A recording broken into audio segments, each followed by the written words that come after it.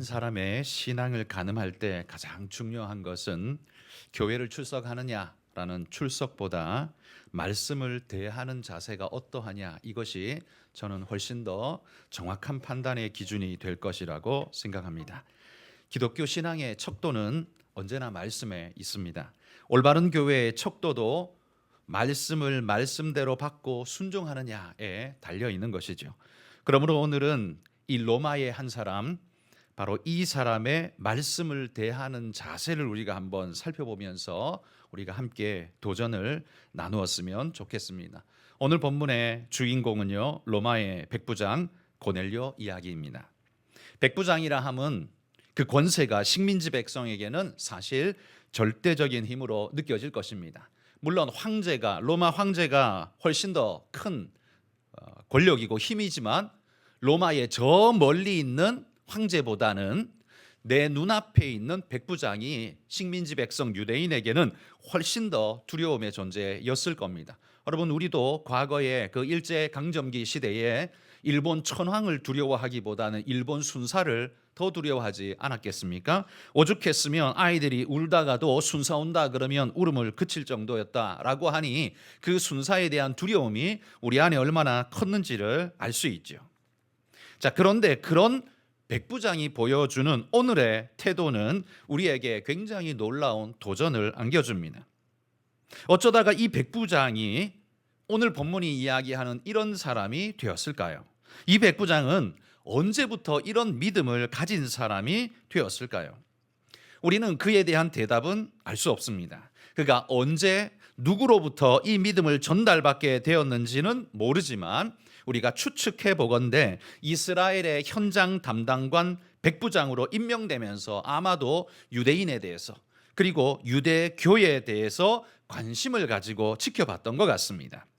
그리고 그의 눈에 비친 유대인들의 신앙 모습은 로마의 난잡하고도 혼잡스러운 그런 신앙과는 차원이 다른 질서와 기준이 있는 그 모습이기에 아마도 신앙적 풍모가 있는 그 모습에 아마 매력을 느끼고 이게 진짜 신앙 아닌가라는 생각을 했던 것 같습니다. 게다가 말씀에 목숨을 거는 유대인들을 보면서 그들의 실질적 모습에서 이 신앙은 껍데기 신앙이 아니라는 사실을 생각하게 되었겠죠. 칼이 목에만 들어오면 얼른, 손해 볼 것 같으면 얼른 신앙 던져버리는, 자기가 지금까지 봐왔던 로마의 어떤 신앙인들과는 차원이 다른 모습을 보면서 아마 그 신앙의 깊이를 흠모하게 되었을 겁니다. 그러다가 예수님에 대한 말씀을 듣게 되었을 겁니다. 팔레스타인의 유대 통치자로 살았다면 예수님을 모를 리가 없었겠죠. 유대의 그 시대 1세기에 가장 유명한 사람, 유대의 최고의 유명인, 그건 바로 예수님이었기에 이 고넬료가 몰랐을 리가 없습니다. 그리고 예수께서 살아생전에 어떤 가르침을 줬고 어떤 기적을 행했는지 아마 풍문으로 여러 모양으로 그는 들어서 알고 있었을 겁니다. 유대교에 대한 호감이 예수님의 말씀으로 이어지면서 그분에 대한 경건한 신앙으로 아마 고넬료의 마음속에 자리 잡게 된 게 아닌가, 이런 생각을 하게 됩니다. 어쨌든 이 백부장이 보여주는 말씀에 대한 자세에서 우리는 참으로 큰 도전을 얻습니다.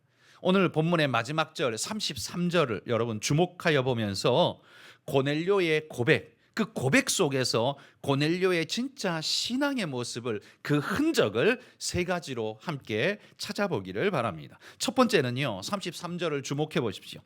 거기에 우리가 주목할 표현이 첫 번째가 있는데 뭐냐 하면 곧이라는 이 표현입니다. 곧, 내가 곧 당신에게 사람을 보내었는데, 이 말이에요. 이 곧이라는 말은 다른 말로 바꾸면 즉시로, 이런 말이죠. 즉시로. 어떤 즉시일까요? 이게 앞부분에 보면 30절에 이야기하죠. 고넬료가 4일 전에 기도하는데 갑자기 어디선가 빛난 옷을 입은 어떤 사람이 자기 앞에 나타나서 말하기를 베드로에게 청하여 그에게 말씀을 들으라, 이렇게 명령을 하는 겁니다. 사람에게는 영적인 감각이 있어서요, 그게 일반인인지 아니면 그게 천사인지 감각적으로 누가 가르쳐 주지 않아도 본능적으로 깨닫는 그런 우리에게는 감각이 있습니다. 고넬료도 분명히 이 밝은 빛 가운데 나타난 이 존재가 천사일 거라고 그는 누가 가르쳐 주지 않아도 말하지 않아도 분명히 알았던 것 같아요. 기도 중에 만난 이 환상 같은 이 사건 속에서 하나님이 내게 명령하시는구나 라는 사실을 깨달아 알고는 그 말씀 그대로 곧 욥바에 있는 베드로에게 사람을 보내어 청하여 오게 했다는 말이죠. 고넬료는 이 말을 들은 즉시로 자기의 수하의 사람, 그것도 아무나가 아니라요, 경건한 사람, 경건한 자기 수하 사람을 골라서 그를 불러서 이야기합니다. 너 욥바로 오늘 지금 당장 떠나거라. 욥바에 가면 그 무두장이 집에 가면 베드로라는 사람이 있을 터인데 그 베드로라는 분을 너는 정중하게 모셔와야 한다. 종 끌고 오듯이 끌고 오면 안 돼. 정중하게 모셔와야 한다. 하나님이 나에게 그렇게 말씀하셨다고 가서 전하거라. 이렇게 이야기를 하는 겁니다. 그러자 이 수하는 이 고넬료의 명령을 받아들고 욥바로 갑니다. 이 고넬료는 어디에 있었냐면 가이사랴라는 도시에 있었습니다. 가이사랴가 어디냐면 유대 땅에서 지중해 쪽 해변에 붙어 있는 도시가 가이사랴인데요. 이 도시는 로마의 총독이 기거하는 로마의 총독부가 있는, 한마디로 말해 팔레스타인 전체를 다스리는 총독부 도시가 가이사랴였어요. 로마로 가기도 좋고 유대 사회를 다스리기도 좋아서 총독부는 거기 있었습니다. 예루살렘이 아닙니다. 가이사랴가 로마에게는 더 중요한 도시였어요. 거기에 총독부가 있었기 때문에 이 백부장도 바로 거기 있었던 거예요. 그러니까 가이사랴에서 욥바로 사람을 보낸 거예요. 이 거리가 얼마냐 하면 50km 정도 된다라고 합니다. 이 50km는 그 당시에 사람들이 걸어서 간다면 10시간 정도를 가야 하는, 그러니까 하루길이죠. 하루길을 가야만 하는 그런 거리였다라고 합니다. 그러니까 환상을 보고 수하의 사람을 뽑아서 욥바로 보냅니다. 욥바로 그가 하루길을 가서 베드로를 찾습니다. 그렇게 찾아서 그에게 이 메시지를 전하고는 베드로가 채비를 하고 돌아오도록 함께 기다려줬다가 베드로와 함께 다시 하룻길을 걸어서 돌아오게 됩니다. 이 길이 전부 4일 길이 되더라라는 거죠. 이건 합리적인 이야기입니다. 4일이 걸렸다는 거 정확한 표현인 것 같습니다. 그러니까 고넬료는요, 천사의 명령을 받고 지체하지 않고 즉시로 이 일을 실행했다라는 거죠. 이건 고넬료가 이 말씀을 어떻게 생각했는지를 우리에게 보여주는 겁니다. 한번 생각해 보고요. 이게 천사의 말, 하나님 말씀 맞는지 한번 계산 좀 해보고요. 근데 지금 여건이 지금 별로 지금 갈 상황이 아닌데 조금 있다가 시간이 되면 여유가 생기면 그때 한번 어떻게 해보겠습니다. 이게 아니었다라는 거죠. 그냥 즉시로 하나님 말씀이 떨어지자 즉시로 내 상황과 상관없이 즉시로 그렇게 시작했다라는 말이에요. 내게 말씀하신 그분이 비록 나의 하나님이 아니라 이스라엘의 하나님이지만 그분이 나를 찾아오셔서 말씀하셨다면 이제는 내 하나님입니다 라는 마음 가지고 그는 즉시로 순종했다라는 거예요. 여러분, 성경에 나오는 모든 하나님의 사람들의 특징이 바로 이거 아닙니까? 곧 하나님이 말씀하시면 하나님의 사람들은 언제나 즉시로 순종했습니다. 지체하지 않고 곧바로 실행했어요. 이유는요, 그 말씀을 하신 분이 하나님이시기 때문에 지체할 수가 없었던 것이죠. 아브라함도요, 아들을 바치라라는 명령이 떨어지자 그 다음 날이 밝자마자 곧장 출발했다라고 이야기를 하잖아요. 거의 새벽녘 날이 새기도 전에 벌써 준비하고는 종들을 대동하고 출발을 해버렸습니다. 그게 아브라함이었어요. 모세를 향해서는요, 모세야, 너는 네가 들고 있는 지팡이를 저 하늘 위로 치켜들고 저 홍해를 향해 손을 들고 기도하라 라고 명령하시자 모세는 그 홍해를 향해 손을 들고 기도했습니다. 그러자 즉시로 하나님께서 그 홍해가 갈라지게 만드셨죠. 밤새도록 물고기를 잡았지만 허탕이었던 바로 그 베드로에게 예수님께서 말씀합니다. 너 배 오른편에 그물을 던져보거라 라고 말하자 베드로는 말합니다. 말씀에 의지하여 내가 지금 던지겠습니다. 그리고는 곧장 던졌습니다. 그랬더니만 놀랍게도 2배에 가득 잠길 만한 물고기가 잡혔던 사건, 우리가 기억하죠. 여러분, 성경이 기록하고 있는 신앙인의 특징은 언제나 곧이었습니다. 주저하는 법이 없었습니다. 왜냐하면 하나님께서 나 같은 자에게 친히 말씀해 주시니 감격하는 마음으로 적극적으로 나설 수밖에 없었다는 이야기죠. 하나님의 말씀이라면 시간과 여건과 상황을 따지지 않고 적극적으로 순종했습니다. 왜냐하면 그분이 하나님이시기 때문이죠. 그분이 하나님이시기 때문에 그렇게 감격하면서 움직일 수 있었다는 거예요. 그러면 여러분, 이 말씀을 오늘 우리에게 적용해 보면 이런 질문 한번 해봅시다. 나는 오늘 곧 순종하고 있습니까? 하나님 말씀이 떨어지면 진정코 나는 하나님 말씀에 곧 순종하고 있습니까? 아니면 반대로 내가 순종하고 있지 못하다면 무엇 때문일까요? 내가 지금 즉시로 순종하고 있지 않다면 무엇 때문일까요? 여건이 안 되고 내 능력이 부족하고 해야 할 일들이 많으니까 그러십니까? 그럴 수 있습니다. 인간적으로는요, 다른 사람들에게 충분히 그런 이유로 우리는 변명할 수 있습니다. 그러나 여러분, 솔직하게 여러분의 심중을 꿰뚫어 보시는 하나님 앞에 그 변명이 통할 것 같습니까?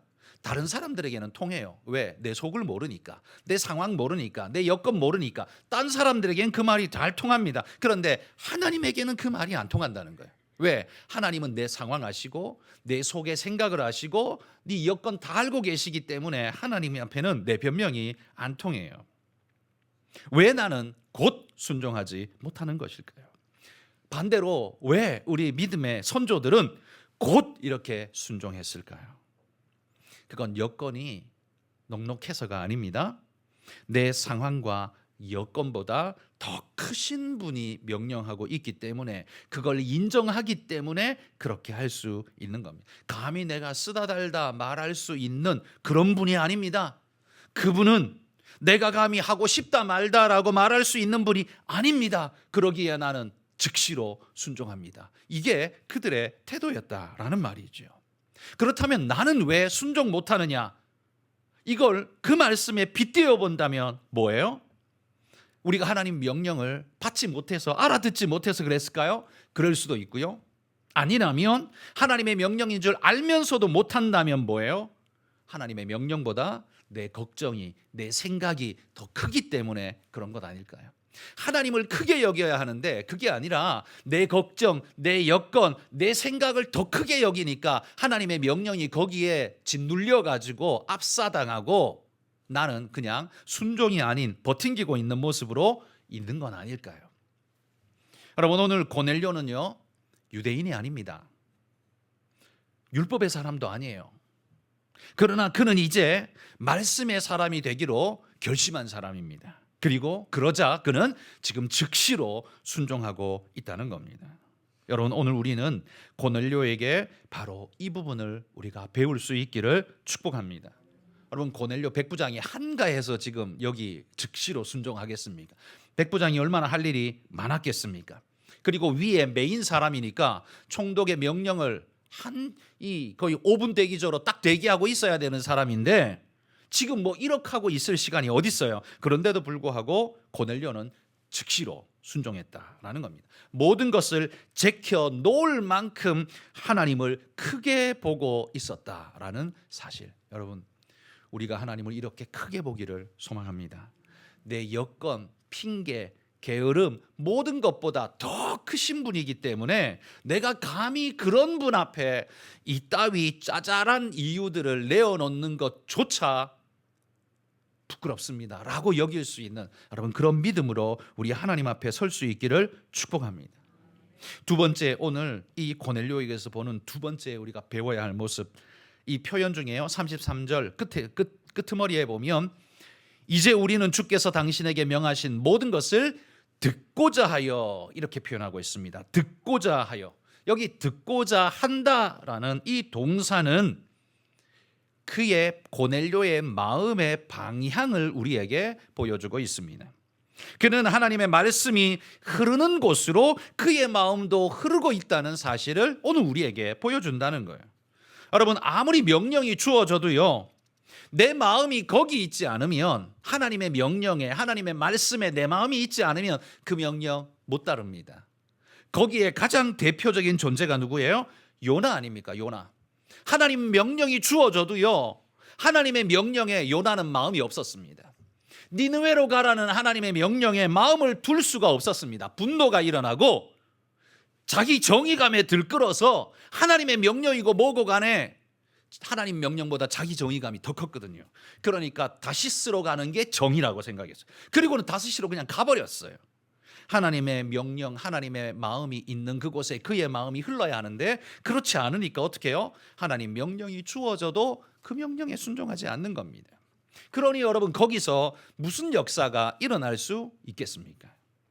고넬료는 하나님의 말씀을 지금 듣고자 하는 마음이 있었다는 것, 여러분, 이게 굉장히 중요한 겁니다. 듣고자 하는 마음만 있으면요, 힘들고 어려운 여건도 뛰어넘을 길이 생기는 겁니다. 여러분, 잠자다가 4번 깨라면 4번 깼다가 다시 자라고 하면 하시겠습니까? 못 하시겠죠. 근데 아기 젖 물릴 때는 하셨죠. 그죠? 아기 키울 때 젖 물릴 때는 하셨죠. 어떻게 그렇게 하셨어요? 왜냐하면 마음이 아기한테 있기 때문입니다. 마음이 자식한테 있으니까요, 이놈이 새벽에 3번을 깨던 5번을 깨던 젖 달라고 그러면 무조건 깨가지고 젖 물리는 겁니다. 젖 주는 거예요. 왜? 그게 엄마의 사랑이니까요. 그를 향해 흐르는 마음이 간절하니까 새벽에 내 잠을 몇 번 깨워도 그거 신경 쓰지 않고 구애치 않고 그에게 마음이 흘러가고 있지 않습니까? 여러분, 우리가 하나님 말씀에 순종하지 못하는 가장 큰 이유 중에 하나가 바로 그겁니다.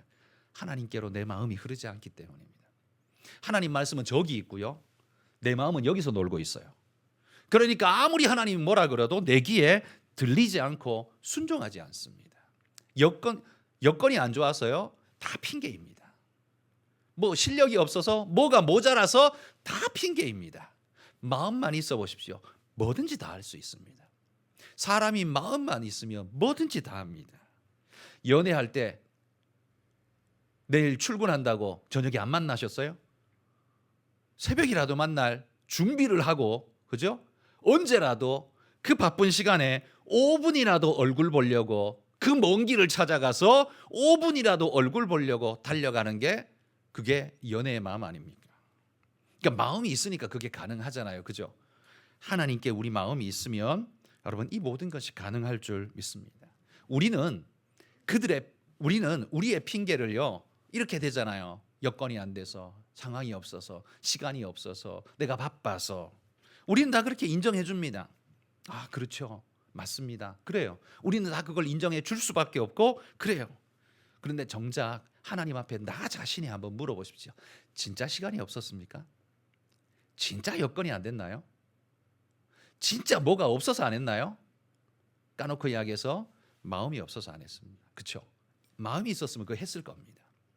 마음이 있었으면 분명히 했었을 거예요. 그러니까 하나님께로 내 마음이 흐르지 않아서 그게 되지 않는 거예요.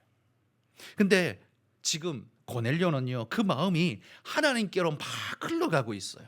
듣고자 하여 여기 있습니다, 이렇게 지금 표현하는 그의 마음이 어디로 흐르는가를 우리에게 진짜 보여준다는 말씀이에요.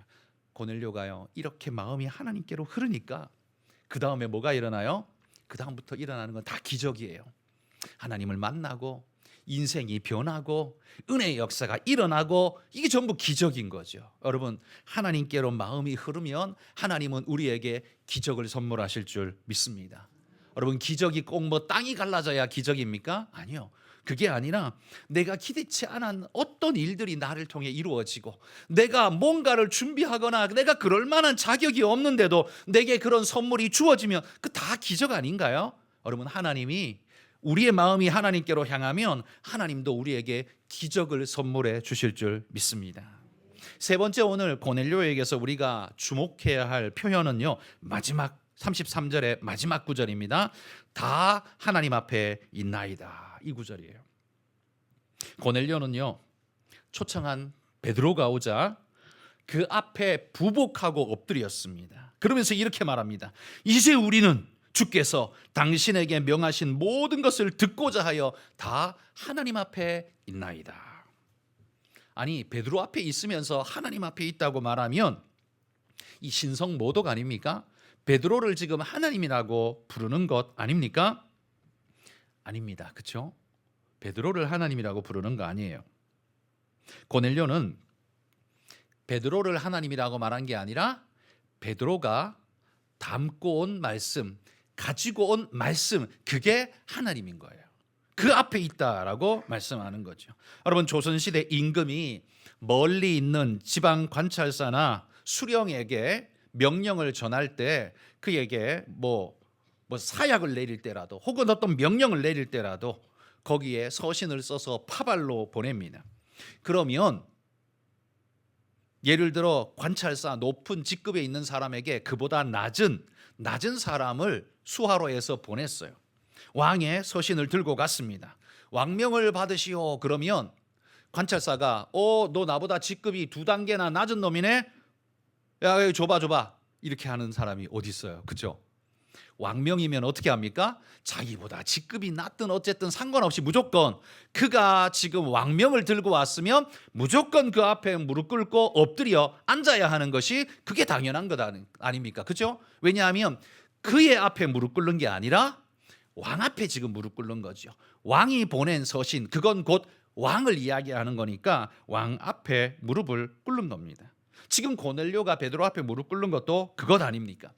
그렇게 무릎 꿇는다는 건 그 의미 속에 이런 의미가 들어 있습니다. 당신이 지금 무슨 말할지 나는 잘 모릅니다. 그렇지만 당신이 어떤 말을 하더라도 나는 아멘 하겠습니다. 이게 바로 지금 고넬료가 무릎 꿇고 있는 그 자세, 그 이유 아니겠습니까? 그러니 여러분, 이 고넬료에게는요, 베드로가 무슨 말씀을 해도 아마 은혜롭게 들렸을 것 같아요. 예수님의 이야기, 힘든 명령, 그 무엇이 주어진다 할지라도 그의 마음은 아마 은혜롭게 들렸을 것 같습니다. 그런데 여러분, 우리는 하나님 말씀을 받을 때 우리는 어떤 마음으로 받고 있습니까? 물론 우리가 하나님 말씀 받는다고 할 때 가장 대표적인 게 우리가 예배 시간 목사님의 설교를 듣는 걸 가장 대표적으로 하나님 말씀을 받는다 이렇게 우리가 표현을 하죠. 그러나 목사는 결단코 하나님이 아닙니다. 저도 알고 여러분도 잘 아시죠? 목사는 결단코 하나님이 아닙니다. 그러나 하나님께서 그 목사의 심령에 말씀을 주셔서 감동하셔서 그의 입술을 통해 그 말씀을 하게 하셨다면 그 말씀이 하나님 말씀인 줄 우리는 믿기에 우리는 그 앞에 순종하는 것입니다. 고넬료가 지금 그런 마음으로 지금 무릎 꿇고 있는 건 아니겠습니까? 그런데 여러분, 우리는 설교를 들을 때 그 설교가 마음에 들면 아멘이고 마음에 안 들면 노멘이잖아요. 왜 그렇습니까? 아멘과 노멘을 결정짓는 게 뭐예요? 내 마음, 내 기준인 거죠. 그죠? 내 귀에 듣기 좋은 소리면 아멘이고 내 귀에 거슬리면 노멘인 거죠.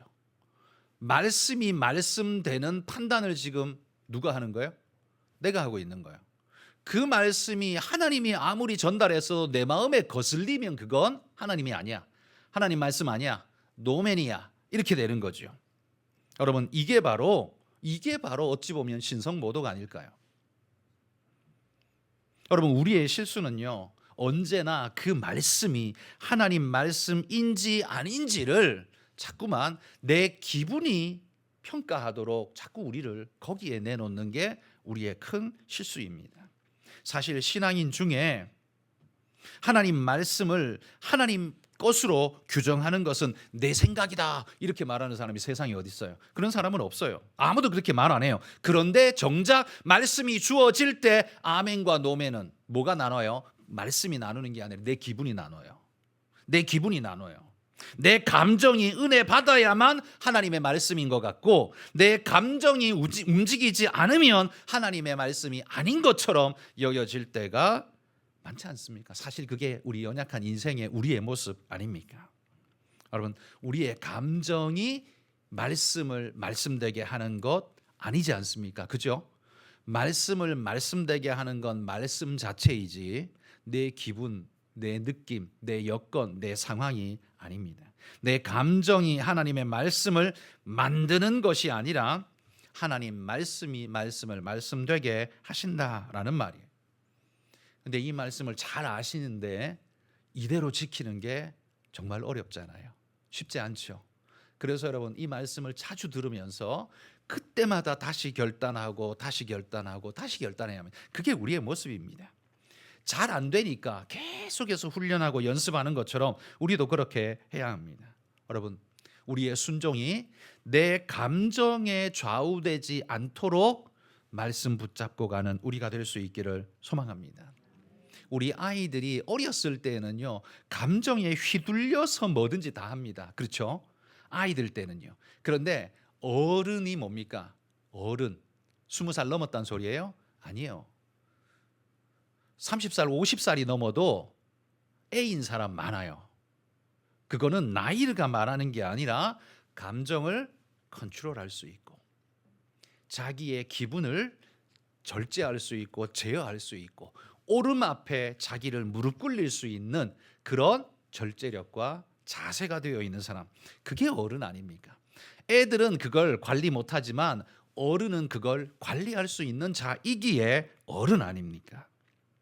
여러분, 오늘 우리 고넬료를 보면서 우리가 마음의 도전을 받으며 하나님 앞에 바르게 우리가 설 수 있기를 소망합니다. 여러분, 고넬료는 오래된 신자일까요? 초신자일까요? 초신자입니다. 그렇지 않아요? 고넬료는요, 신앙생활한 지 오래된 사람은 아니에요. 그냥 귀동냥으로 듣고 그런가 하다가 믿음이 조금 자라가지고, 그런데 하나님이 지금 천사 가운데 나타나셔가지고 이야기하는 바람에 지금 딱 이렇게 순종하고 있는 모습이죠. 그러니까 지금 고넬료는요, 초신자예요. 그런데도 불구하고 오래 신앙생활한 우리보다 훨씬 낫지 않은가요? 오늘 우리가 여기서 도전받으면서 우리가 말씀 앞에 언제나 곧 즉시로 순종하는 자가 되기를 소망합니다. 듣고자 하여 내 마음이 하나님 말씀에게로 흘러들어가는 그런 존재가 되기를 소망합니다. 그리고 말씀하실 때 하나님 앞에 있나이다 라고 겸손하게 자기를 내려놓고 말씀 앞에 설 수 있는 그런 믿음의 일꾼들이 다 되시기를 주의 이름으로 축복합니다.